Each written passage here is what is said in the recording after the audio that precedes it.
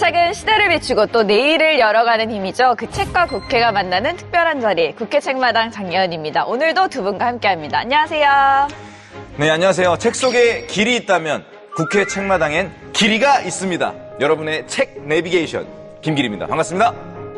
네, 무더위에 예민해진 여러분의 마음에 책으로 차분해진 시선을 더해드릴 에디터 박혜진입니다. 반갑습니다. 예민해진 것 같은데, 시작부터. 많이 예민해지셨네요. 네, 시작부터 예민하네요. 아니, 올여름 정말 덥다는 얘기가 네. 계속 있었잖아요. 맞아요. 습한 더위까지 겹치니까 생각보다 더 지치고 예민해진 분들이 네. 많더라고요. 잠깐만 밖에 나가 있어도 기운이 쭉 빠지고요. 요즘엔 불쾌지수 얘기도 정말 많이 들리고 있어요. 그러니까요. 맞아요. 그냥 평소라면 넘어갈 일들도 불쾌지수가 있어서 그런지 그냥 넘기기가 힘들고 짜증이 나고 못 견디고 그래서 여름에는 이 불쾌지수 관리하는 것도 진짜 일인 것 같아요. 그래가지고 우리 혜진 씨 같은 경우는 지금 머리도 싹둑 자르신 거죠? 잘라버렸어요. 네. 불쾌지수 올라갈까 봐. 우리 확실히 지금 불쾌지수가 정말 많이 올라간 게 이 스튜디오 안에서도 아까 우리 예원 씨가 마이크를 차다가 제 옆에 와서 갑자기 그냥 우이씨 갑자기 우이씨 하면서 정말 주먹을 올리는 거예요. 뜬금없이. 그쵸? 이런 때는 조심해야 됩니다. 맞아요. 서로의 불쾌지수를 알아차리고 짜증나지 않도록 조심해줘야 됩니다. 그럼 두 분은 그럴 때 좀 어떻게 하세요? 나만의 해소법 같은 게 좀 있을까요? 저 같은 경우는 이제 또 뭐 코미디를 했기 때문에 그런지 좀 웃음으로 어떻게든 승화를 하려고 합니다. 이렇게 너무 더워하잖아요. 네. 진짜 더울 때 있잖아요. 네. 그럼 저는 옆에 있는 사람을 막 안아버립니다. 오, 최악인데요. 옆에 있는 사람이 너무 별로일 것 같아요. 그러면은 네. 짜증을 내면서도 또 웃으시더라고요. 그래서 저는 그렇게 웃겨주는 편이죠. 약간 더위로 그냥 이기는 편인 것 같은데. 그렇죠. 저는 반대인 것 같아요. 그러니까 여름에 너무 덥고 불쾌지수가 올라가면 올라가면 올라갈수록 나중에 가을이 됐을 때 그 선선함의 극적인 효과가 커진다라는 생각이 들어서 가을을 많이 생각해요. 저는 사실 무조건 시원한 것만 좀 많이 찾는 것 같아요. 아이스 커피, 뭐 아이스크림 이런 거 많이 찾게 됐던 것 같은데 네. 올해는 좀 책을 보면서 마음을 좀 수련하려고 합니다. 네? 날이 더워서 불쾌지수가 올라가서 네. 책을 보면서 그걸 해소한다고요? 이유가 있습니다. 실제로 독서를 6분 정도만 해도 스트레스 완화에 도움이 된다고 하더라고요. 불쾌지수 때문에 괜히 예민해질 때 잠깐 책을 읽어보는 것도 도움이 될 것 같습니다. 맞아요. 여름에는 이제 몸도 몸이지만 마음이 이제 쉽게 지치는 게 문제잖아요. 그럴 때 책에 집중하는 시간이 의외로 좋은 환기가 되는 것 같습니다. 와, 네. 이거 제가 꼭 실천해보고 진짜 불쾌지수가 떨어지는지 한번 말씀드리겠습니다. 꼭 알려주세요. 네네. 몸도 마음도 지치기 쉬운 계절입니다. 오늘은 국회 책마당과 함께 잠시 숨 고르는 시간 가져보시면 어떨까요? 오늘 함께할 책 한 권의 주인공 누구일지 힌트 화면으로 먼저 만나보시죠.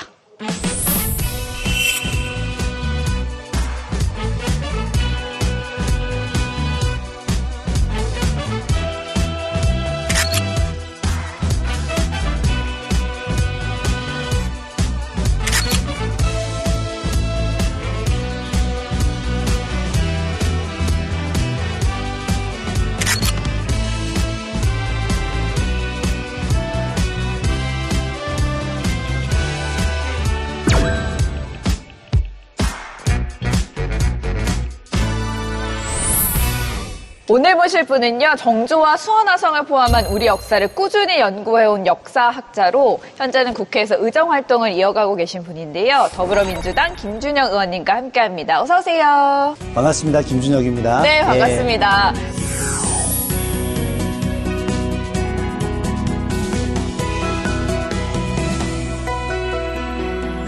저희 카메라 보고도 한번 인사해 주세요. 예. 안녕하세요. 김준혁입니다. 안녕하세요. 김준혁입니다. 너무 좋은데요? 안녕하세요. 손을 흔들어 주시는 분은 안녕하세요. 우리도 이제 이렇게 하자, 인사. 아니, 제가 네. 예전에 이제 대학 교수 시절에는 뭐 이런 인사를 해본 적이 없었는데, 네. 이제 국회의원이 되니까 어떤 행사장 가서 인사할 때 이렇게도 인사하고 이렇게도 인사하는 게 몸에 배가지고 이렇게 오늘 토크쇼 하는데도 자연스럽게 손이 올라가네요. 아, 너무 좋습니다. 친근하게 한번 좀 시작을 해볼 수 있을 것 같은데요. 의원님 지금 수원시정을 지역구로 두고 계시잖아요. 그렇습니다. 그동안 수원화성 연구는 물론이고 또 수원의 역사와 문화를 알리는 운동에도 꾸준히 네. 참여를 해오셨는데 역사 연구하실 때 바라봤던 수원과 네. 그리고 현재 직접 지역구 의원으로 활동하면서 수원은 또 다를 것 같아요.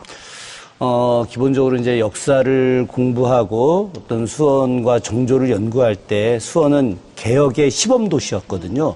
어떤 조선 전체를 새롭게 개혁해서 백성들이 부유해지고 국가 전체가 이제 또 강대해지고 또 가난하고 힘없는 사람들이 제대로 된 대우를 받을 수 있게 정치, 경제, 사회, 문화 모든 것들에 대한 새로운 혁신적 제도와 실험을 했던 도시가 이제 수원이었었는데 지금은 그런 것도 중요하지만 새로운 삼성전자를 비롯했던 정말 전 세계 최고 반도체 기업이 수원에 있으면서 대한민국뿐만이 아니라 세계를 이끌어가는 경제 도시로서 또 역사 문화가 아주 오랫동안 정립되어 있는 문화예술 관광의 도시로 성장하고 있기 때문에 제가 예전에 연구했던 것보다 훨씬 더 발전된 수원의 모습을 보여주고 있습니다. 야, 이 수원 한마디 여쭤봤는데 정말 줄줄이 이 수원에 대한 어떤 사랑이 굉장히 깊으신 것 같아요. 왜냐면 이제 녹화 들어가기 전에도 우리 예원 씨랑 수원 얘기를 했다가 맞아요. 샅샅이 다 알고 계시더라고요.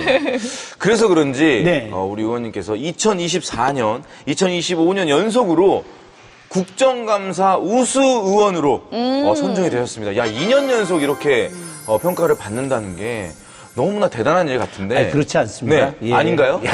많은 분들이 다 열심히 하셔서 2년 연속 그렇게 하고 있고 저도 그 중에 한 명일 뿐입니다. 예. 그래도 이제 의정 활동할 때 하실 때 이제 좀 의원님이 가장 중요하게 보는 포인트가 있으실까요? 저는 이제 국회 교육위원으로 우리나라 교육의 어떤 혁신, 또 제도 개선, 또 부조리 이런 것들을 이제 좀 밝혀내고 것을 보다 긍정적으로 발전시키는데 역할을 하려고 노력을 했는데 제가 조금 더 집중적으로 보는 것은 소외된 사람들에 대한 교육이 제대로 이루어져야 된다. 우리가 지금까지는 늘 기득권 중심의 교육 체제가 만들어져 왔는데 그것이 아니라 교육을 제대로 받지 못하는 분들에게도 똑같은 교육 평등의 기회가 주어져야 된다.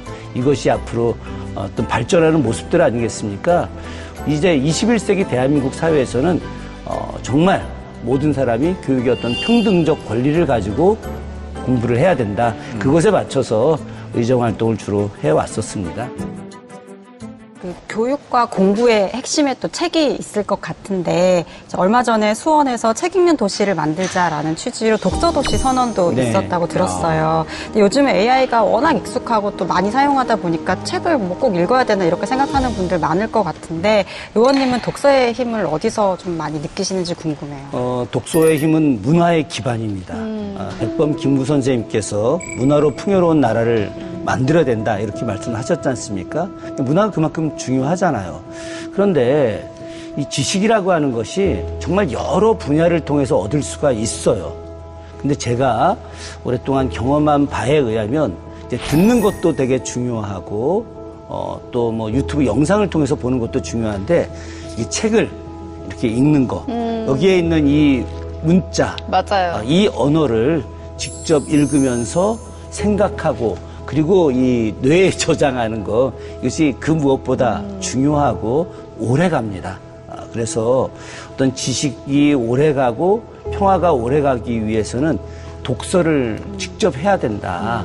그래서 저는 아주 오랫동안 독서주의자고 또 지금도 끊임없이 책을 읽으려고 노력을 하고 있고요. 제가 지금 일찍 출근하는 편입니다. 국회에 일찍 출근해서 아침에 한 30분에서 1시간 정도는 꼭 경전을 읽고 그리고 이제 하루 일을 시작을 합니다. 의원님께서 직접 독서주의자다라고 표현을 하셨는데요. 책 한 거 오늘 어떤 책 가져오셨을지 궁금합니다. 제가 인생에서 제일 감동 깊게 읽었던 책이 유배지에서 보낸 편지라는 책입니다. 예.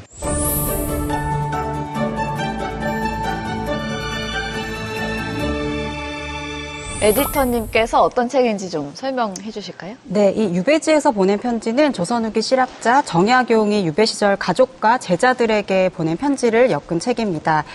자식들에게는 이제 공부와 삶의 태도를 이야기하고 있고 또 형과 제자들에게는 학문에 대한 고민 또 삶에 대한 생각을 나누는 내용들이 담겨 있습니다. 그래서 이제 뭐 학자의 글이라기보다 이제 유배라는 힘든 상황 속에서 이제 배움과 삶의 끈을 놓지 않으려고 했었던 이제 인간적인 고민과 생각으로서의 정약용을 들여다볼 수 있는 책인데요. 저는 사실 그 정약용 하면은 굉장히 많은 책을 쓴 것으로 유명하잖아요. 거의 뭐 500권 가까이 썼다 뭐 이런 이야기도 있을 정도로.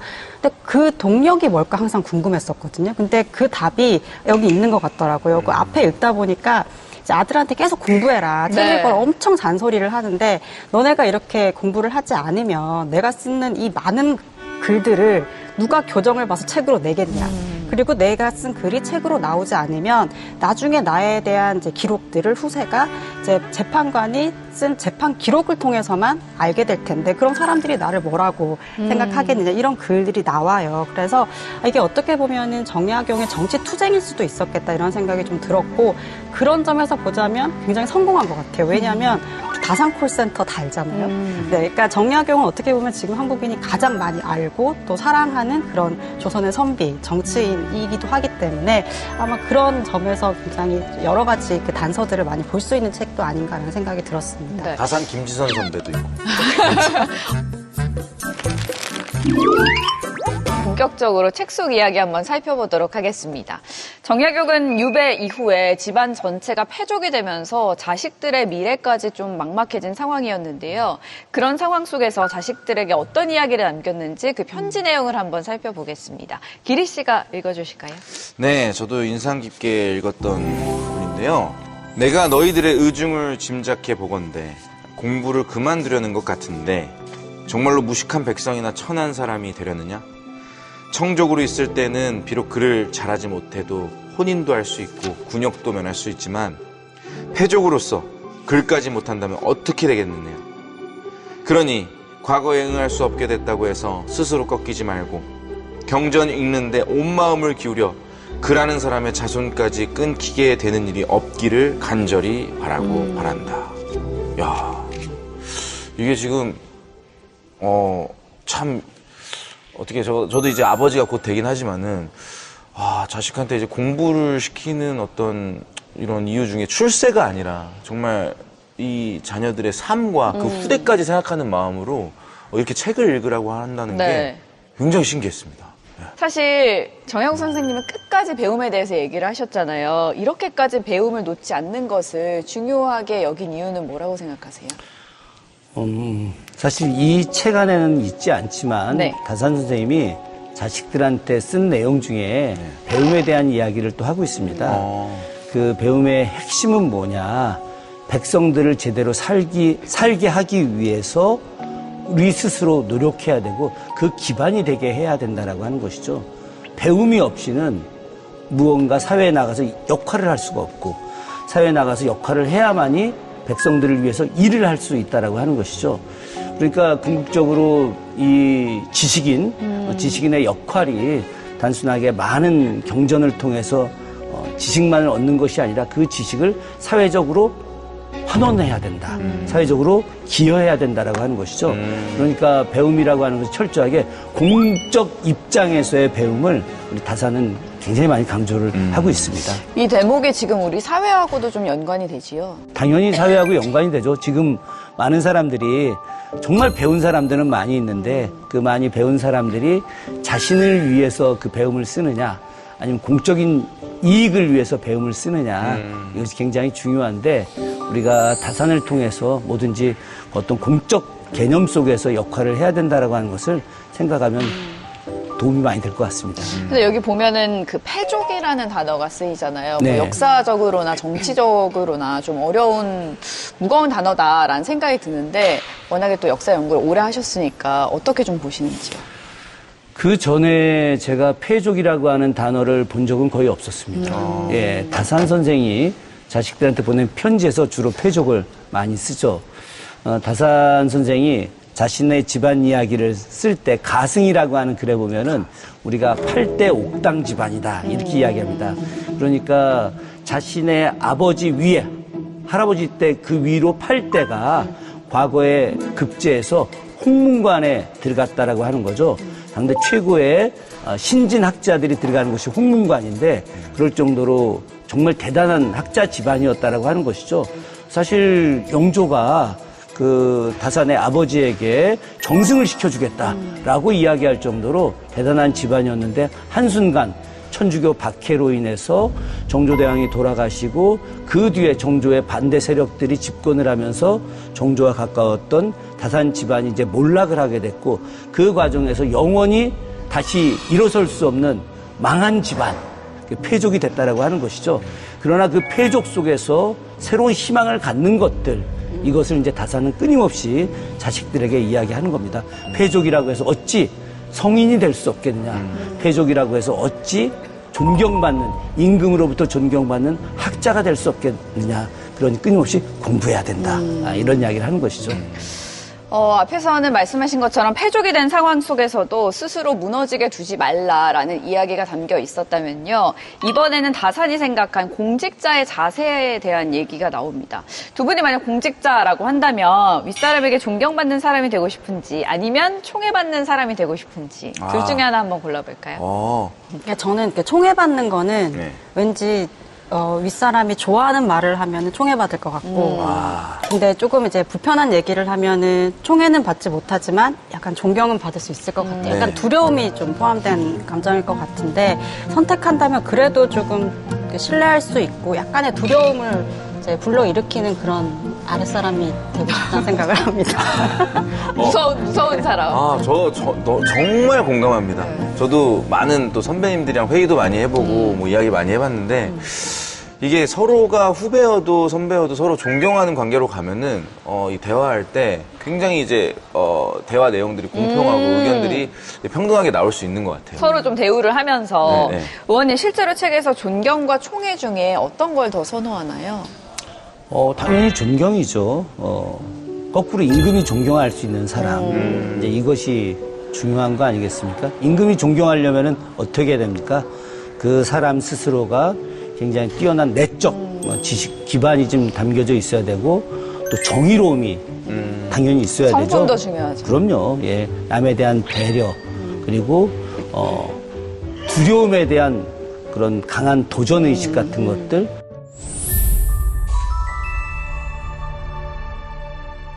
윗사람으로부터 존경을 받는다. 이건 이제 정확히 이야기하면 군주에게 존경을 받는다는 거 아니겠습니까?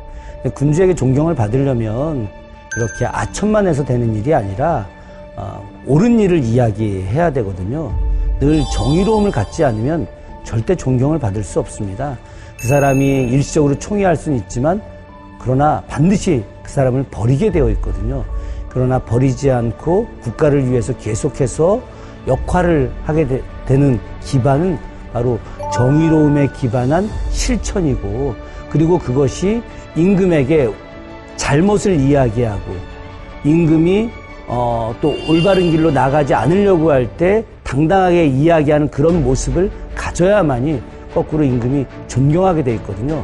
그러니까 임금한테 존경받는 거, 지금도 뭐 대통령한테 존경받는 거, 혹은 뭐 국회의장에게 존경받는 거 너무 어려운 일이에요. 왜 어려운 일이냐? 쓴소리하고 올바른 소리 하는 게 어려운 일이잖아요.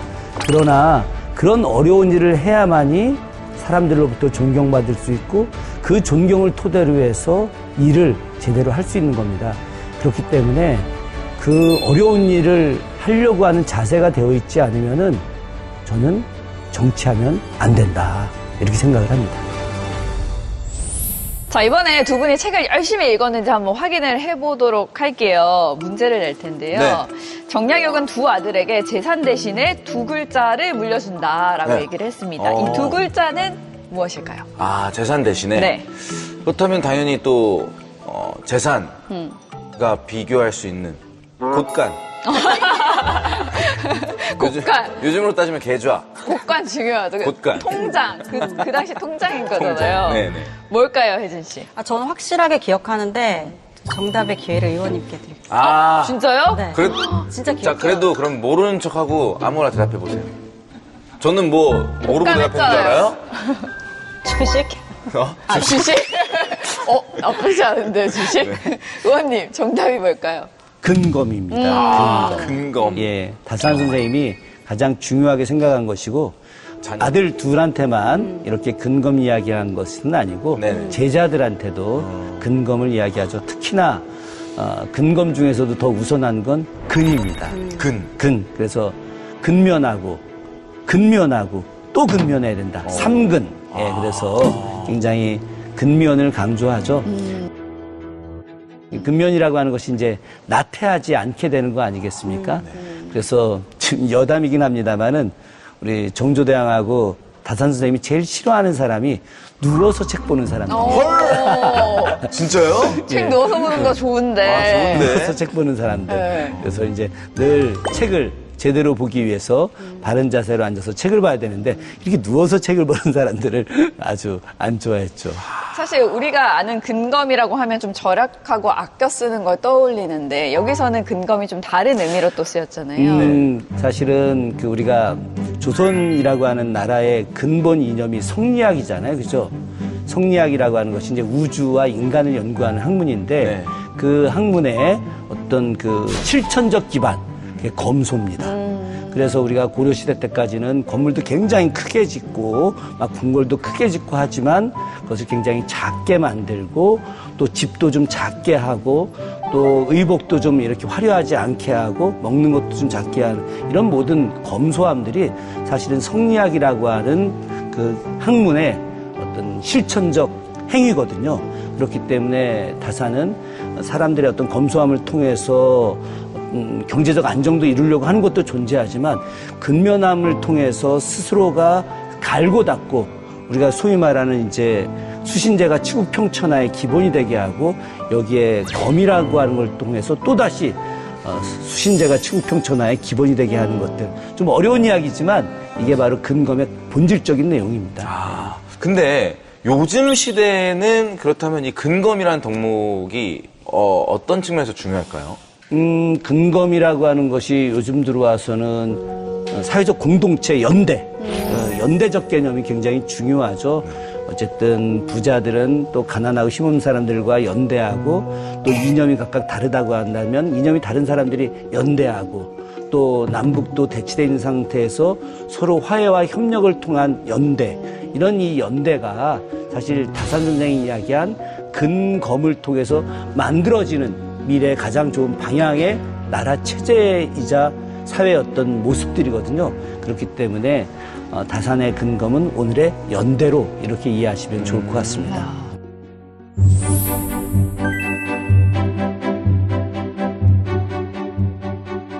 뭐 일단 기본적으로 이제 검은 검소하다는 건데 사치하지 않는 거죠. 예, 사치하지 않는 거.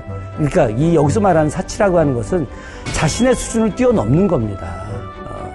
자신의 수준에 맞게 거기에 행동하고 절제하는 것들이 사실은 검이거든요. 저는 늘 그런 측면에서 제 분수를 정확히 알고 있고 분수에 맞춰서 절대 사치하지 않게 살아가는 것들. 그러나 앞서도 이야기했지만 근이 더 중요하지 않습니까? 그죠? 그래서 이 근을 위해서 저는 좀 이런 표현 쓰면 어떨지 모르겠지만 필요한 일이 있을 때 그 일을 하기 위해서 절대 시간을 낭비하지 않습니다.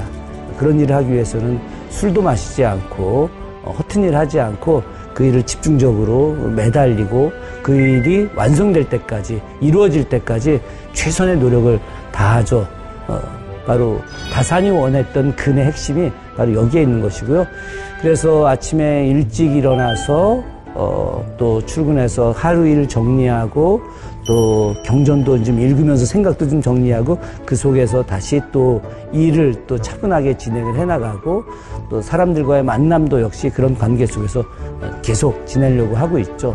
그래서 나름 저는 이제 근과 검에 대해서 어쨌든 뭐 만족스럽게 다 하진 못하지만 그래도 어느 정도 실천하려고 노력은 계속 하고 있다. 이렇게 말씀드릴 수 있습니다. 김진영 의원님과 함께 유배지에서 보낸 편지 읽어봤는데요. 정말 이 책을 통해서 많은 분들이 느끼는 바가 있을 것 같아요. 시청자분들께 좀 전하고 싶은 마지막 메시지가 있으실까요? 다산 선생님을 다 흠모하고 존경하고 따르고 있죠. 네. 우리 대한민국 모든 사람들이. 근데 그렇게 행동하기가 쉽지 않아요. 솔직히 저도 굉장히 어렵고. 그러나 제가 다산을 통해서 배울 수 있는 것은 그분의 어떤 위대한 업적이나 이런 것들이 아니라 가장 어려움에 처했을 때 그것을 극복하기 위한 삶의 어떤 자세들. 그래서 다산 선생님이 늘 강조했던 말을 삼가하고 생각을 맑게 하고 또 옷은 단정히 입으면서 행동은 당당하게 해야 된다. 우리가 21세기 대한민국에 살고 있는 많은 우리 대한민국 국민들 또 민주 시민들이 이렇게 남을 비방하지 않고 또 생각도 늘 건전하게 하면서 어려움에 처했지만 자신의 존중감을 스스로 인정하고 당당하게 해나간다면 사회적 연대가 제대로 이루어질 것이고 보다 나은 나라가 될 것이라고 생각을 합니다. 네, 오늘 추천해주신 유배지에서 보낸 편지를 통해서 다시 한번 어떻게 삶을 살아가야 되는지 생각해 볼 수 있는 시간이었습니다. 오늘 함께 해주셔서 감사합니다. 예, 고맙습니다. 감사합니다.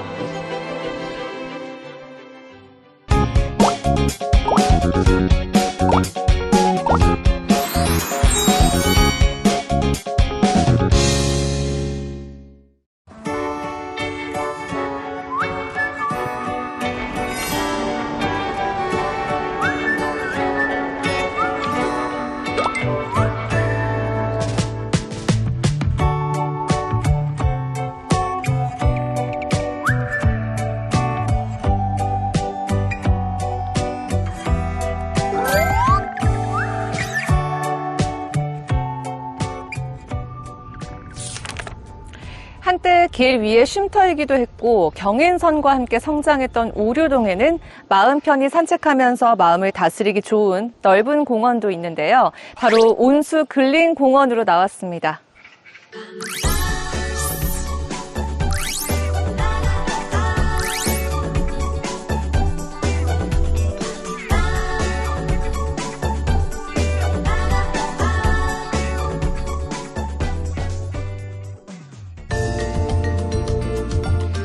온수공원이요, 오류동, 개봉동, 궁동 등 구로구의 여러 행정동을 이어주는 커다란 공원입니다.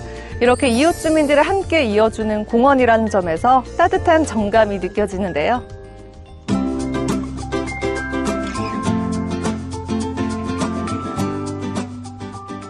특히 오류동에 접한 근린공원 턱골지구와 문학지구는 생활 밀착형 공원으로 조성됐다고 합니다. 오랫동안 활용하지 못했던 땅을 새롭게 가꾼 건데요.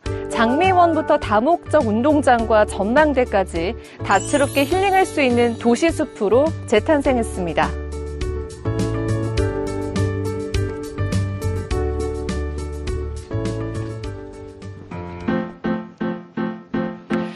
가볍게 산책하고 탁 트인 동네를 바라보면 가슴이 뻥 뚫리는 것 같이 시원한데요. 이렇게 동네 주민을 위한 공원처럼 이웃 주민들의 마음을 다독이고 싶은 책방이 있다고 합니다.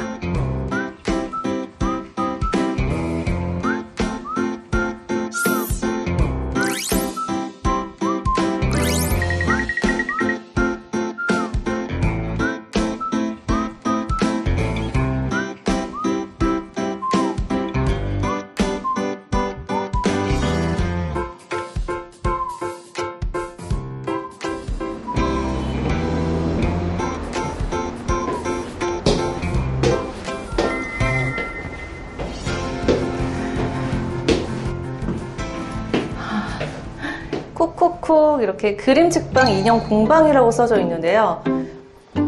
와, 그림책하고 인형은 어울릴 수밖에 없는 조합인데 여기 들어가면 왠지 동심의 세계로 빠져들 것 같은 그런 책방이 아닐까 싶은데요.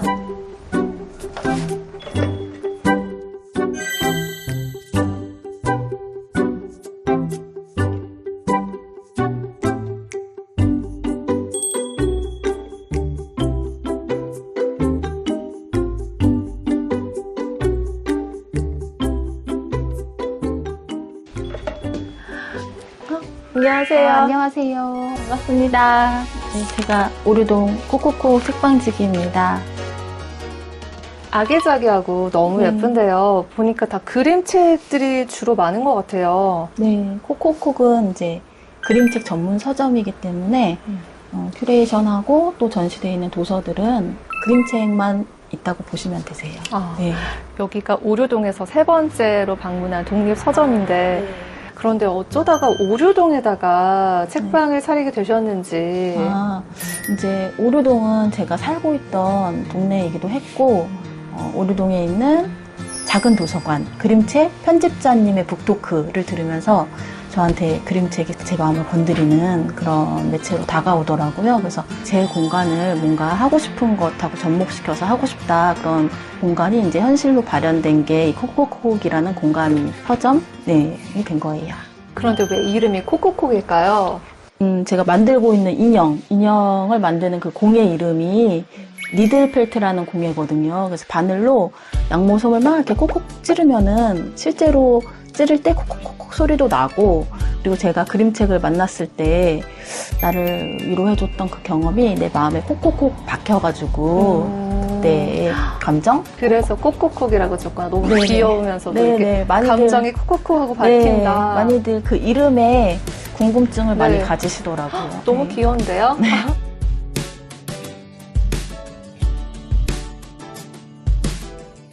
이 코코콕의 어떤 모토가 있다면 코코콕 같은 경우는 이제 그림책으로 제가 위로받은 그림책과 인형으로 시작을 했기 때문에 제가 그냥 받았던 그 감정 그대로를 누군가도 느꼈으면 좋겠다? 그런 순간이 누군가에게도 왔으면 좋겠다 하는 바람을 가지고 있어요. 그래가지고 그게 바로 이제 그림책과 인형으로 전하는 위로와 용기, 그렇게. 예, 저도 그렇게 했으니까요. 그 그림책 보러 왔다가 또 인형에 빠진 분들도 계실 것 같고. 맞아요. 네. 그게 되게 여기에 재미인 것 같은데, 그러면 주로 어떤 그림책들이 좀 많이 있을까요? 그림책 속에 이제 캐릭터를 처음에 리들펠트 공예를 활용해서 입체적으로 만들 수 있는 공예이거든요. 각이 짖지 않고 이제 분영을 하다 보니까 그림책에 독특한 캐릭터가 있고 매력적인 캐릭터가 있는 그런 그림책을 하게 돼요. 그러면 데리고 오고. 네네네. 이렇게 그림책들을 이제 좀 구경을 해보고 싶은데, 어디부터 좀 구경을 하면 좋을까요? 네. 일단 이렇게 보면은 이제 여기 공간이 완전 독립적이잖아요. 그래가지고 그 시기에 가장 추천하는 책 한 권을 이렇게 조금 메인으로 해서 따로 소개하기도 하는데요. 최근에는 수영새라는 책을 그렇게 소개를 하고 있어요. 그래서 새이긴 하지만 사실은 날지 못하는 펭귄이에요. 캐릭터가. 생존을 위해서는 수영을 해야 되니까. 그래서 예. 수영새라고 네, 써준 거예요? 네. 그런데 자기는 새가 되고 싶은 거예요. 아. 하늘을 날고 자유롭게. 와, 근데 캐릭터 너무 귀여운데요? 너무 귀여워요. 네, 여기에는 이제 할머니. 할머니 네. 펭귄이구나. 네. 이야, 이렇게 하는 거야. 네. 수영은 배워야 해. 왜요? 그래야 물에 빠지지 않으니까. 자유로운 선으로 네. 표현을 해서 이런 것도 그림도 같이 감상하면서 볼 수 있고 와, 진짜 멋있다. 내용에서는 아이든 어른이든 어떤 용기와 위로를 받을 수 있는 그런 그림책.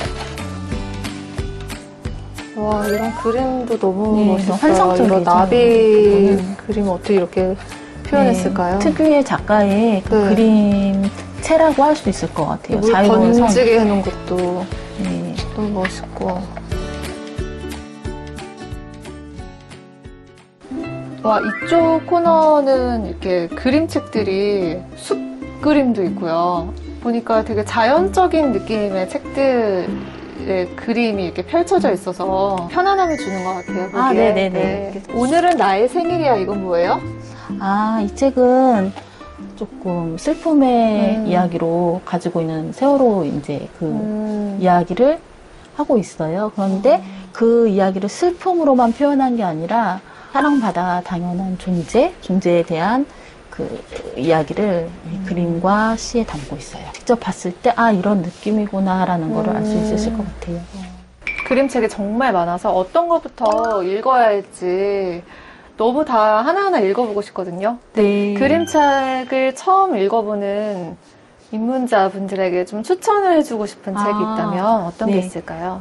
제목은 당신의 마음에 이름을 붙인다면이고 각각의 단어들이 어떤 물건을 지칭하거나 그런 단어가 아니고 감정이나 어떤 상황, 상태 그런 것들을 나타내주는, 표현해주는 그런 네. 단어예요. 근데 각 나라마다 있는 그런 고유의 단어들을 책에 담고 있거든요. 그래가지고 이것도 이제 재미있게 좀 접근할 수 있는 그림책이에요. 그래서 마음의 상태, 감정을 담고 있는 단어하고 결합시켜가지고 또 인형 만들기를 했었거든요. 예를 들면 5손가락이니까 손가락에 이렇게 인형 하나를 이렇게 끼우면은 얘는 이렇게 막 불꽃처럼 막 솟아오르는 머리카락이 화를 표현한 거예요. 네. 그래서 얘는 화를 담당하는 캐릭터로서 손가락에서 뭐 이제 자기가 화난 그런 마음이나 그런 상태일 때 대신해서 이 손가락이 말을 하게 하는 네. 그런 손가락 인형의 역할로서 아이부터 네. 어른까지.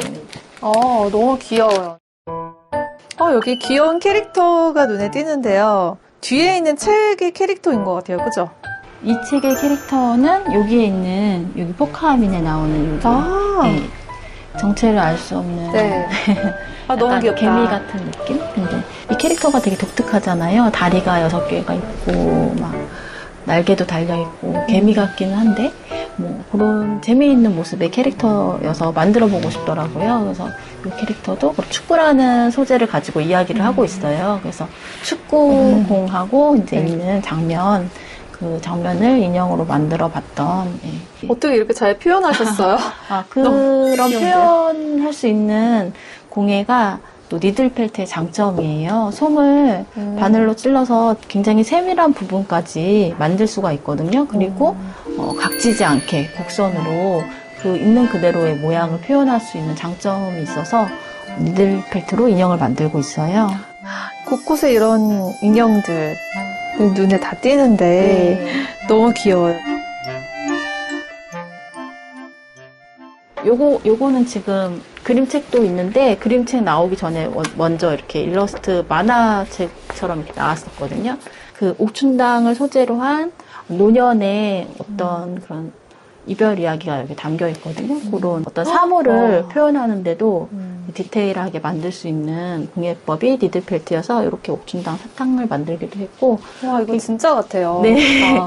여기 보니까 곳곳에 인형들을 보면 결국에는 이 책에도 담겨있는 캐릭터들이잖아요. 그게 되게 재밌는 것 같아요. 그냥 인형이 귀여워서 만들었다기보다는 이 책에서 나온 캐릭터들을 표현한 거니까 또 굉장히 되게 잘 만드셨거든요.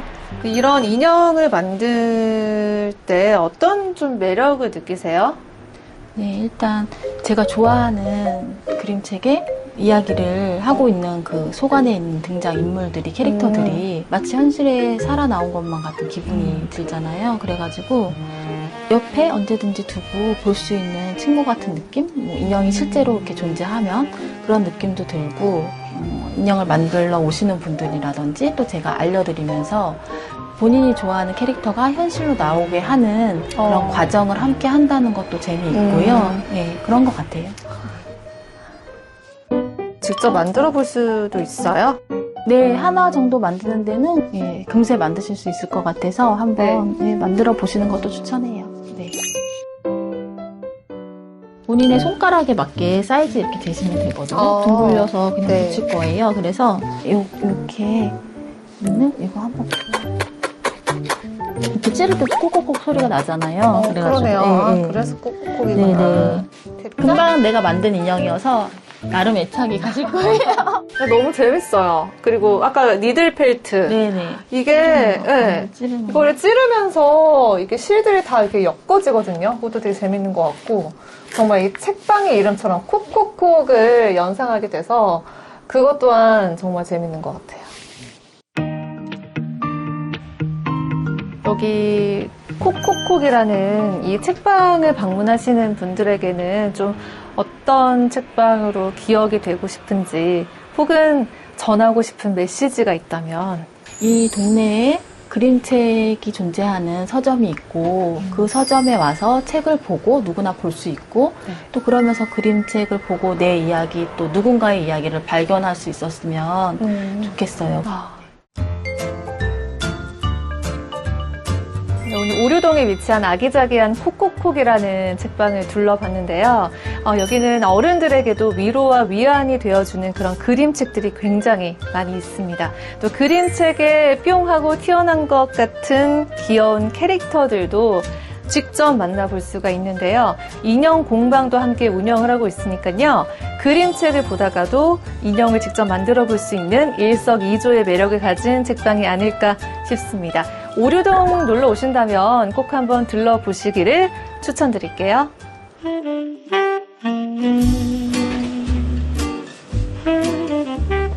책방 가이드님 콕콕콕에서 만나게 되어 너무 반가웠습니다.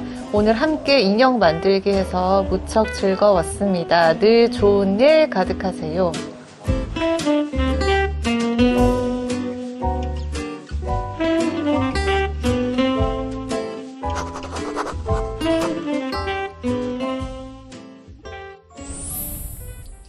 네, 요즘처럼 덥고 지치는 날에 동네 책방에서 잠시 쉬어가는 것도 좋을 것 같습니다.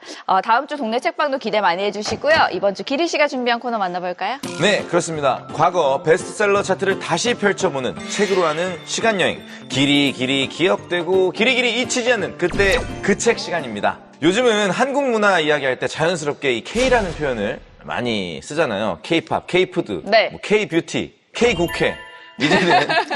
근데 이제는 해외에서도 그냥 자연스럽게 쓰는 말이 됐는데요. 두 분은 K 하면 뭐가 가장 먼저 떠오르세요? 요즘은 아무래도 말씀하신 것처럼 K-뷰티.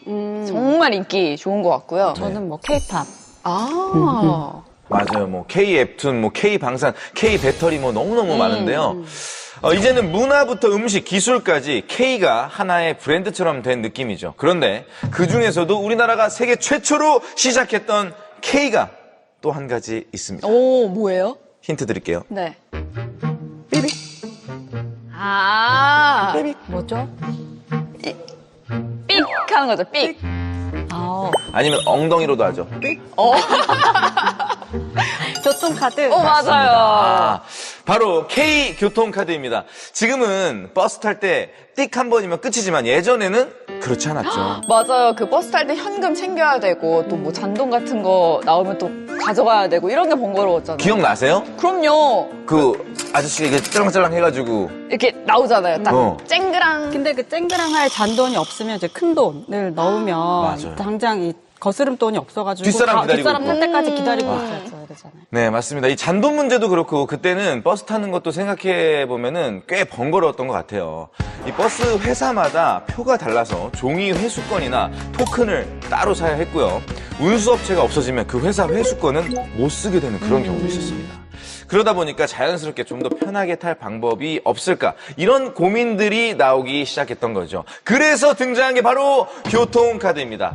1996년 7월 1일 서울에서 유패스라는 이름의 비접촉식 버스카드가 처음 도입됐고요. 이게 바로 우리가 지금 쓰는 찍는 교통카드의 시작이 된 겁니다. 그럼 그 찍는 교통카드가 한 30년 정도 된 것 같은데 사실 교통카드 자체는 해외에도 있지 않았나요? 맞습니다. 돈을 미리 충전해두고 사용하는 교통카드 개념 자체는 이미 있었습니다. 대표적으로는 이 뉴욕의 메트로카드 그리고 일본 국철의 오렌지 카드 같은 게 있었습니다. 다만 이런 카드들은 리더기에 긁어서 사용하는 마그네틱 방식이었거든요. 그러다 보니까 오류도 자주 나고 승차가 지연되는 경우도 많았다고 합니다. 그런데 유패스는 카드를 가까이 대기만 하면 결제되는 비접촉식 IC 방식이었고요. 심지어 이 방식이 대한민국 최초를 넘어 세계 최초였다고 합니다. 편하게 쓸 줄만 알았지 세계 최초라는 사실을 몰랐는데 알고 나니까 이제 K 교통카드 부심까지 생기네요. 진짜 전혀 몰랐습니다. 네, 정말 편해졌죠. 특히 이 출퇴근 시간 버스 탈 때 줄이 길었는데 이 승차 속도가 빨라졌다는 반응도 많았고요. 잔돈이 없어도 되고 표를 안 사도 되고 잃어버릴 걱정도 줄어드니까 생활이 훨씬 편해졌다는 거죠. 지금 생각해보면 너무 당연한 건데 그때는 진짜 큰 변화였을 것 같아요. 맞습니다. 이렇게 정말 많은 것들이 삶 속에서 변화하고 있는 것 같아요. 그래서 오늘은 이 K교통카드의 시작, 세계 최초 비접촉식 교통카드 유패스가 등장했던 1996년으로 갑니다. 차트 함께 보시죠. 존머씨 이야기를 시작으로 이청준의 축제, 윤대영의 천지간, 피천득의 인연 등 국내 작가들의 작품들도 눈에 띄고요. 시오노 나나미의 로마인 이야기까지 다양한 장르가 강세를 보이던 시기였습니다. 눈에 띄는 제목이 다 궁금한 책 있으신가요? 국내 작품들이 좀 눈에 들어오는데 저는 아무래도 피천득 선생님의 인연 너무 좋아합니다. 네, 발음 좀만 조심해 주시고요. 인연. 예. 아마 제목만 들어도 익숙한 분들 많으실 것 같은데요. 한국 수필문학을 대표하는 작가 피천득 선생의 수필집이죠.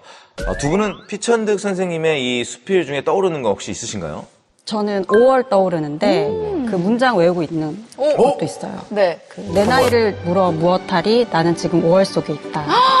그래서 5월만 되면은 딱 그 문장이 떠오르고 너무 멋져요, 진짜. 지금 몇 살이시죠? 내 나이를 물어 무엇하리. 자, 지금 이야기하신 작품들을 포함해 모두 80여 편의 글이 실려 있는데요. 일상의 풍경과 사람에 대한 기억을 피천득 선생 특유의 맑고 담백한 문체로 풀어낸 수필집입니다. 특히 이 책과 같은 제목의 수필, 인연은 일제강점기 일본 유학 시절 일본 소녀 아사코와의 3번의 만남을 담은 작품으로 유명하죠. 어린 시절 처음 만나고 시간이 흐른 뒤 재회하고 또 서로 다른 삶 속으로 흩어지는 이야기인데요.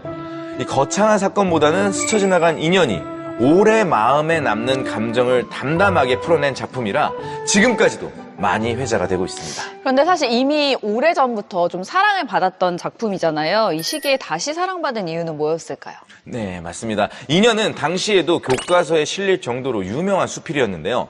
1996년 당시 87세였던 피천득 선생이 직접 출판 기념회에 참석할 정도로 왕성하게 활동하고 있었고요. 이 시기 인연과 번역 시집이 새롭게 출간되면서 이른바 피천득 다시 읽기 분위기가 형성이 됩니다. 이후 방송에서도 인연 특집이 방송될 만큼 사회적으로 다시 조명되던 그런 시기였습니다. 당시 분위기랑도 잘 맞았던 것 같아요. 이제 90년대 후반이었기 때문에 이제 사회가 점점 빠르게 변하고 있었고, 그에 반해서 사람들은 오히려 짧고 담백한 글, 이제 잠잔한 감동을 담은 수필에서 위로를 이제 받기 시작했습니다. 그래서 지금으로 치면 다시 읽는 인생 문장 같은 감성이었던 것 같기도 합니다. 네. 그러면 수필을 어떤 글이라고 좀 생각을 하셨던 걸까요? 네, 피천득 선생은 수필집 안에서 이런 말을 남기기도 했는데요. 수필은 청자 연적이어야 한다. 청자 연적처럼 크거나 화려하진 않아도 오래 곁에 두고 바라보게 되는 글이어야 한다는 뜻이죠. 아, 진짜 짧은 글인데도 마음에 깊은 여운을 주는 문장인 것 같습니다. 네. 다음 순위도 한번 만나보죠.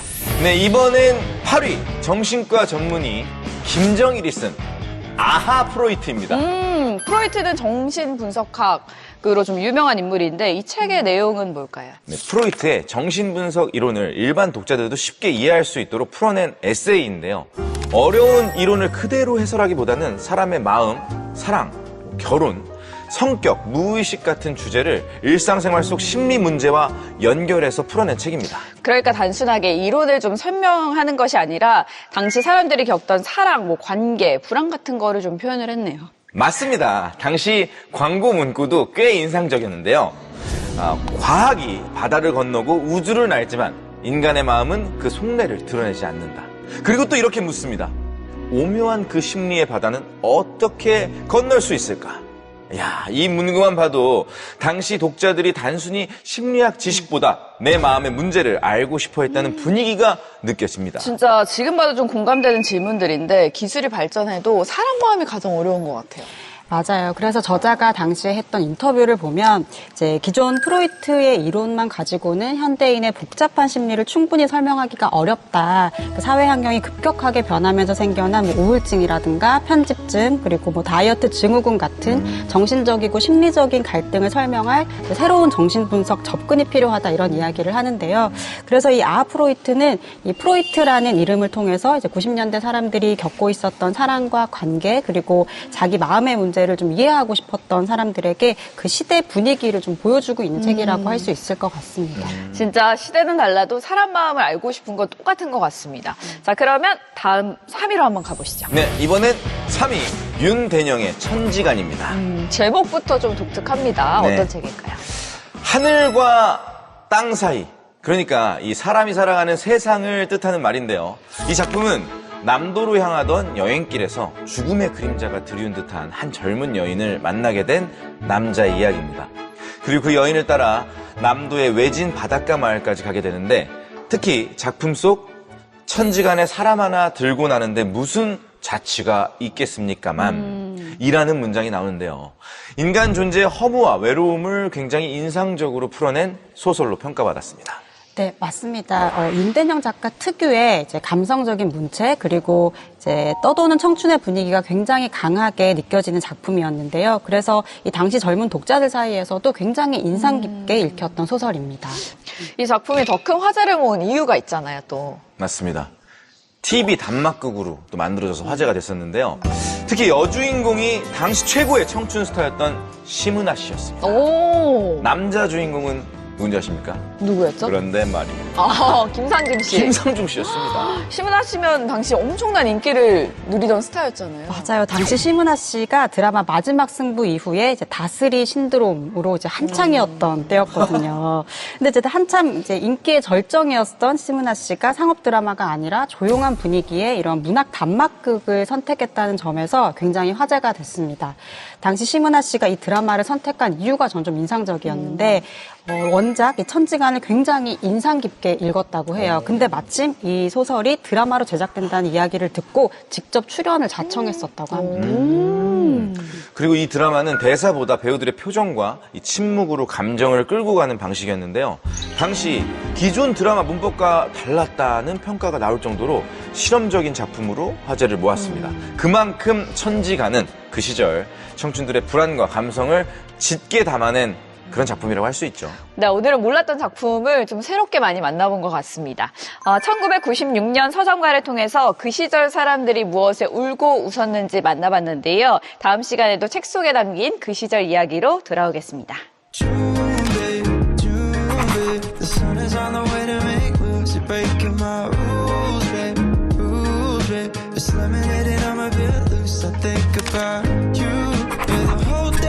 Flip the thermos out loud cause of you. Your love feel like June.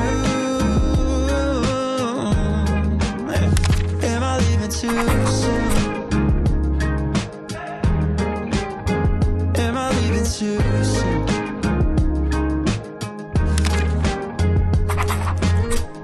I know heartbreak when I see it.